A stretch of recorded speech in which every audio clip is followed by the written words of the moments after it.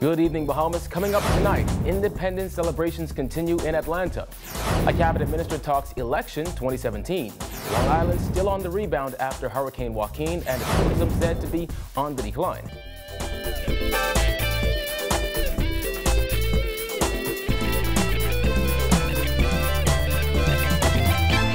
Welcome to our news. I'm Kyle Joaquin. Thanks for joining us.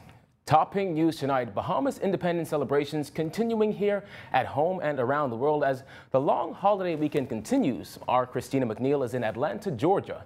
Here's her report. Bahamians living in the Atlanta area are not to be left out of the independence celebrations. On Friday, the Bahamas Consulate kicked off celebrations with a reception honoring the contributions of Bahamians living and working in the area. Bahamas Consul General Randy Roll says there was no better time to honor Bahamians than the 43rd independence anniversary. What we found is there are a number of Bahamians, they actually sometimes come as students and ended up staying over and becoming professionals in their own industries, excelling in what it is they do. And so we thought it important to not just recognize persons that were home, but of course persons over here in the jurisdictions, and it makes them feel proud that they are Bahamians even though living abroad. And so we thought it important that they share that with the rest of the Bahamas. Dr. Shanita Johnson and Melvin Ramming were among the honorees. You know, you always miss home, no matter how long you've been away from home, whether it's a day or it's been 20 years, you're still Bahamian. So it's wonderful to be able to celebrate with our people here in Atlanta. I'm humbled actually to receive this honor from the Consul General here in Atlanta, and I'm being honored for my work in surgery at Morehouse, as well as for beginning a scholarship in the Bahamas to send high school students to school. I am particularly proud that I was brought up in such a way in the Bahamas that I could leave and take my roots with me and feel that I am prepared not only to be a Bahamian but also to contribute to the lifestyles and the education of people of other cultures. For that I will always be grateful. And no celebration would be complete without some good food. Popeyes partnered with the Bahamas Consulate to provide a little flavor during the Independence Picnic held yesterday at Grant Park. It's an honor to be here. Popeyes is a very close relationship with the Bahamas and the Consul General here. And we have a restaurant in the Bahamas. We're opening another one by the end of this year, both in Nassau. And we also, this is our third year going into hosting the Bahamas Bowl, the Popeyes Bahamas Bowl that takes place every December. So we're just enthusiastic about that and just so happy to be represented here. Happy Independence, Bahamas! Popeyes wishes all of you a very happy Independence Day. Happy Independence, Bahamas! Shouts out to our news right now. The biggest thing happening in Nassau, Bahamas, and the whole Caribbean right now. Our news. Happy Independence. Reporting for our news from Atlanta, I'm Christina McNeil. Thanks, Christina. Well, with the campaign season heating up, one veteran PLP is insisting his party has to address a number of issues to ensure it will win the next general election. Jasmine Brown has his candid comments in this report. Gray says it's no secret that there are a number of issues impacting the country. He admits that if the Christie administration wants another term in office, they must not ignore them. We have some problems, and we have a few months to sort them out. And sort them out, we will try to do as best we can. So to suggest that we have no issues will be a lie.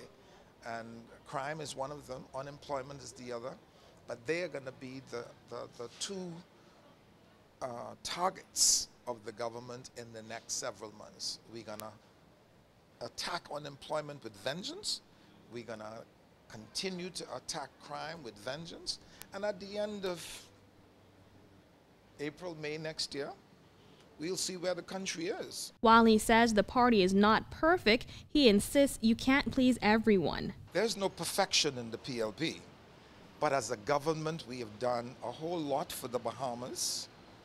And we could go number by number.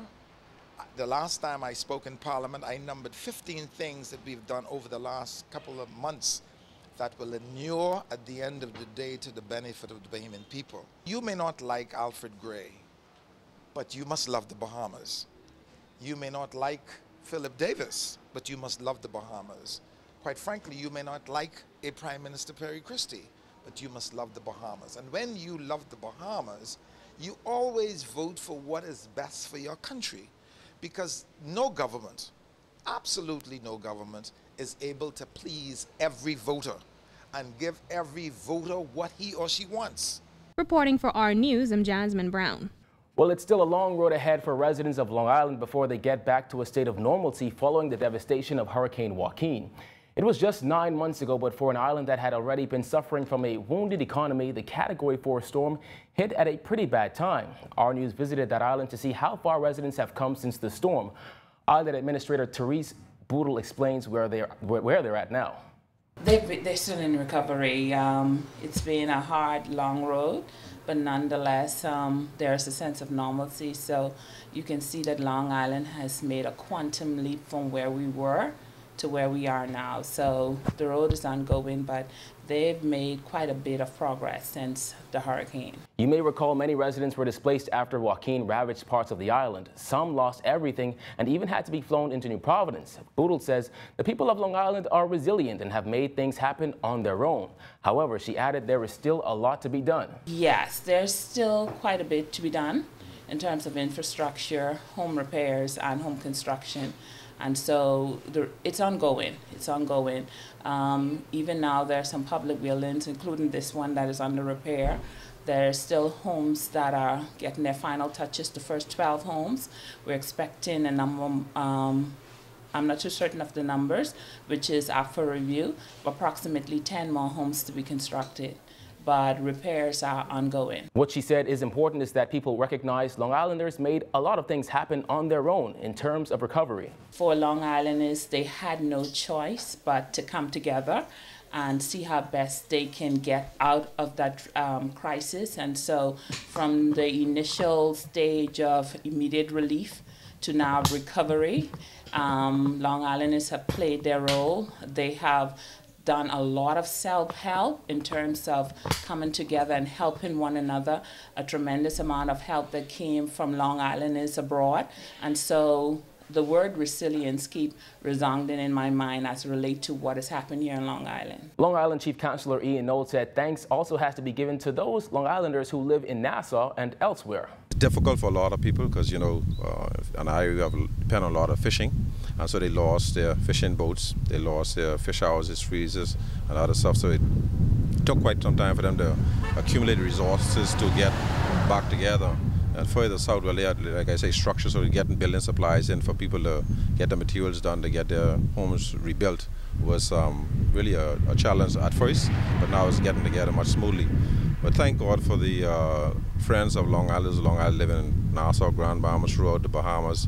Those are friends in the United States, Canada, elsewhere. They came, and I would say it was heartwarming to see the amount of people who came in to assist, those who sent in their resources, whether it was money, whether it's building material, food, supplies. It was very welcome, and I really do appreciate it from the bottom of my heart. He said what was also heartwarming for him to see was how the island came together. Yeah, we try to help one another. Those who are strong help the weak, and those who are less fortunate, we try to reach out to them first.